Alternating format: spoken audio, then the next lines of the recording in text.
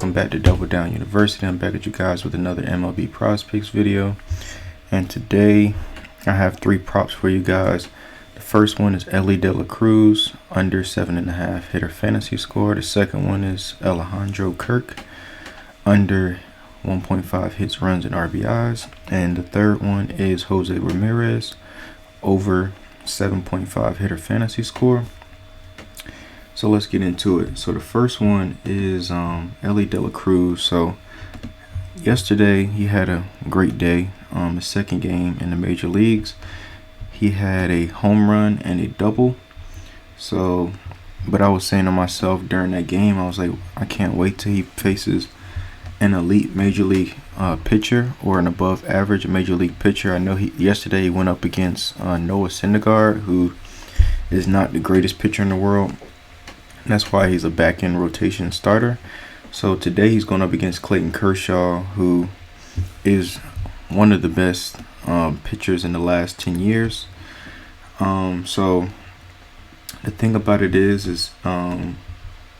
he's never faced, like I said, he's never faced anybody of Clayton Kershaw's caliber in the minor leagues, or has his pitch arsenal that could be simulated in the minor leagues. So I think going up against him is a different beast.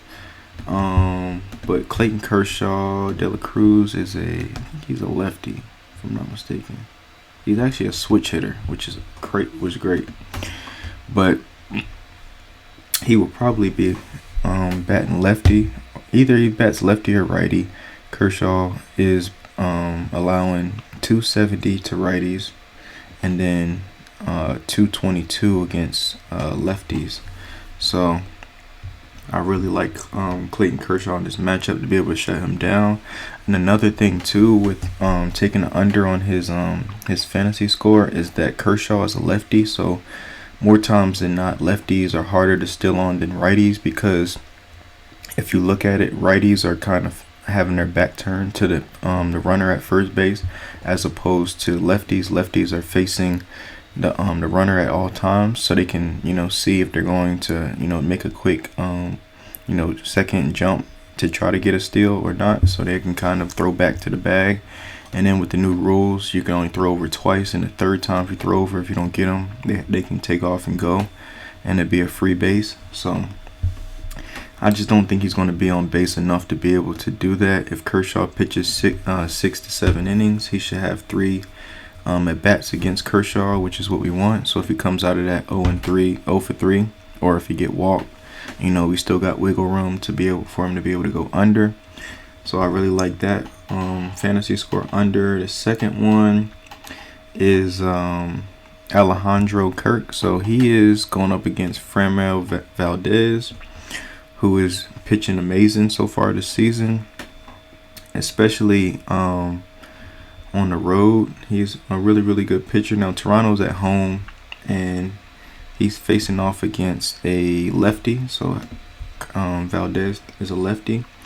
He does bat 286 against lefties at home, but not all the lefties he's faced is Framber Valdez. So I think that has an advantage to Valdez. And if we can go look at his splits, let's go over to his splits. So as I said, he's on the road against the Blue Jays. So, and his road splits in Kirk, let's go look at his handedness too again. So he is a righty. So Valdez away to righties, he is giving up a 1.86 batting average, which is amazing as well. So he doesn't allow a high batting average to righties on the road.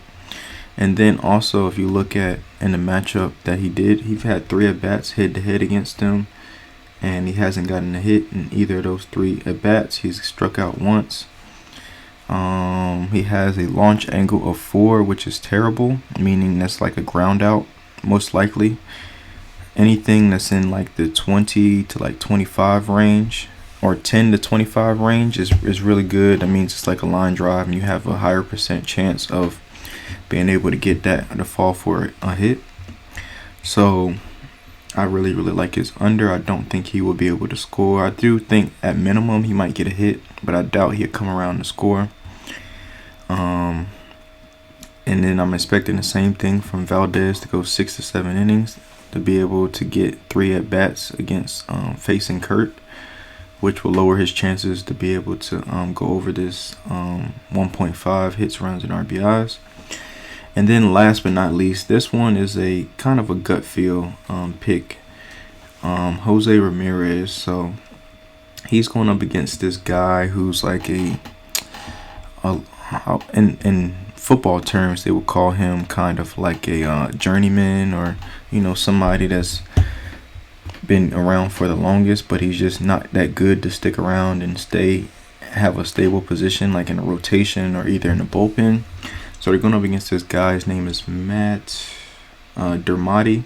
So I don't expect him to pitch long or pitch deep into the game.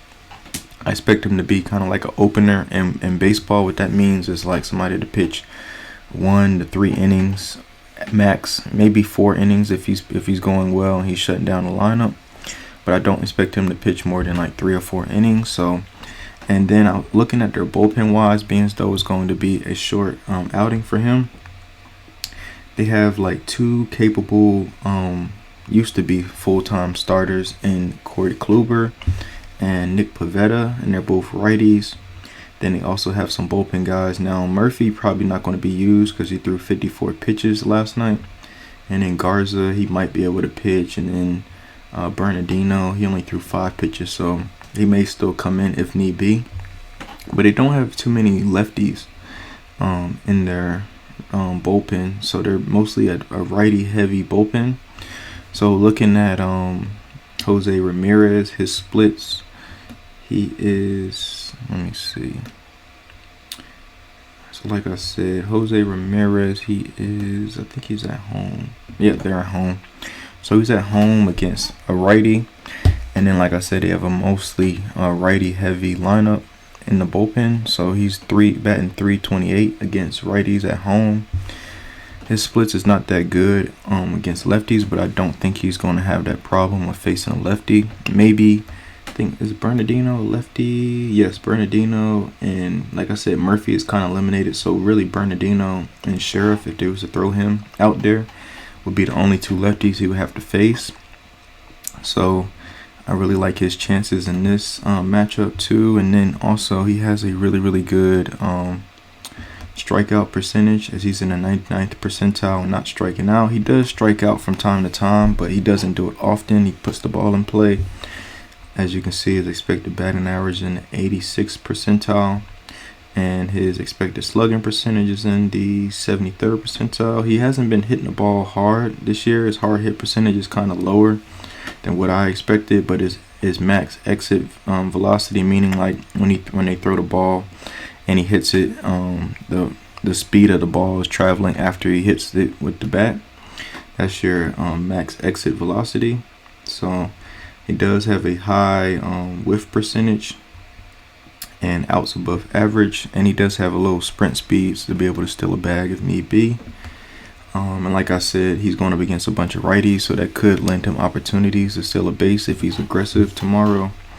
But I just think he's going to either hit an extra base hit for like a double or a home run and be able to get some RBIs in, or just he have walk potential as well, being as though his K rate is really, really high and his walk rate is high as well. So, but I was torn with him or Quan. I think both of them are pretty good options, so you could stick him in one card and Quan in another card, just to kind of hedge, because I think one of them will have a really, really good game, or both of them, because they're facing pretty much a bullpen day, and you're not getting that top end starter to pitch 6 innings or five and a half, 6 innings. So that's pretty much just a gut feel for me. I just think today's gonna be his day.